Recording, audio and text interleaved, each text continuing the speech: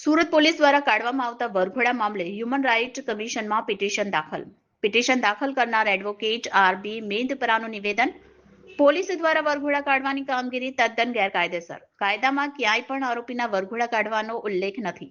બીજી તરફ રિકન્સ્ટ્રક્શનના નામે પણ થતી કામગીરી સામે તેમણે ઉઠાવ્યા સવાલ. માત્ર એક જ એફઆઈઆર નોંધાવી હોય તેવી વ્યક્તિનો પણ પોલીસ વરઘોડો કાઢે છે. જ્યાં સુધી કોર્ટ કોઈ પણ વ્યક્તિને આરોપી પુરવાર ન કરે ત્યાં સુધી આવી રીતે આરોપી તરીકે તેનો વરઘોડો કાઢવો યોગ્ય નથી. પોલીસ જે રીતે આરોપીના વરઘોડા કાઢી તેમની ઓળખ છતી કરી અને મીડિયાને બોલાવે છે તે યોગ્ય નથી, કારણ કે કોર્ટે તેમને દોષી જાહેર કર્યા નથી. સમગ્ર મામલે હ્યુમન રાઇટ કમિશન દ્વારા સુરત શહેર પોલીસ કમિશનરને 30 દિવસમાં જવાબ આપવા તાકીદ કરાઈ છે. આપનો પરિચય? મારું નામ આર.બી. મેંદપરા એડવોકેટ છે. હું છેલ્લા 11 વર્ષથી ગુજરાત રાજ્ય અને સુરત શહેરની કોર્ટમાં ક્રિમિનલ સાઇડ પ્રેક્ટિસ કરું છું.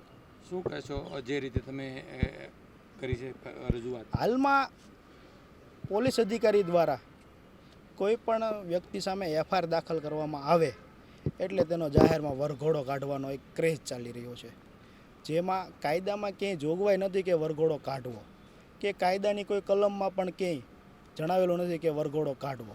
એટલે કે જે આ ગેરકાયદેસરના કૃત્યો થયા છે, પોલીસ અધિકારી દ્વારા મિસયુઝ કરીને તેના પાવર્સનો સત્તા બહારના જે કૃત્યો થાય છે, એટલે મેં ગુજરાત માનવ અધિકાર આયોગ સમક્ષ એક લેખિત ફરિયાદ તારીખ 1/1/2025ના રોજ કરેલી છે. જે ફરિયાદના અનુસંધાને ગુજરાત માનવ અધિકાર દ્વારા ગંભીર નોંધ લેવાયેલી છે અને આ ગંભીર મુદ્દા બાબતે યોગ્ય તપાસ કરી પોલીસ કમિશનર શ્રી સુરતનાઓને 30 દિવસમાં તપાસ અહેવાલ રજૂ કરવા હુકમ કરવામાં આવેલો છે. ડીજીપી શ્રી કહી રહ્યા છે કે અમે તો રિકન્સ્ટ્રક્શન કરી રહ્યા છે. આ બાબતે શું કહેશો? રિકન્સ્ટ્રક્શન એ એક તપાસનો ભાગ છે. એના માટે ન્યૂઝ મીડિયાવાળાની કોઈ જરૂરિયાત રહેતી નથી, કે કાયદામાં પણ એવી જોગવાઈ નથી કે ન્યૂઝ મીડિયાવાળા સાથે રિકન્સ્ટ્રક્શન કરવું. એટલે કે આરોપી સ્થળ ઉપર જગ્યા ઉપર જઈને પંચનામું કરીને રિકન્સ્ટ્રક્શન પંચનામું કરવામાં આવે છે.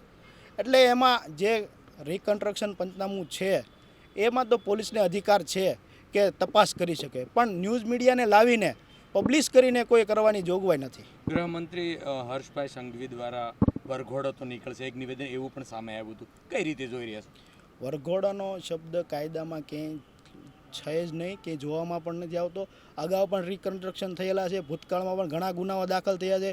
ભૂતકાળમાં પણ ક્યાંય વરઘોડા કાઢવાની સિસ્ટમ હતી જ નહીં અને કાયદામાં પણ નથી.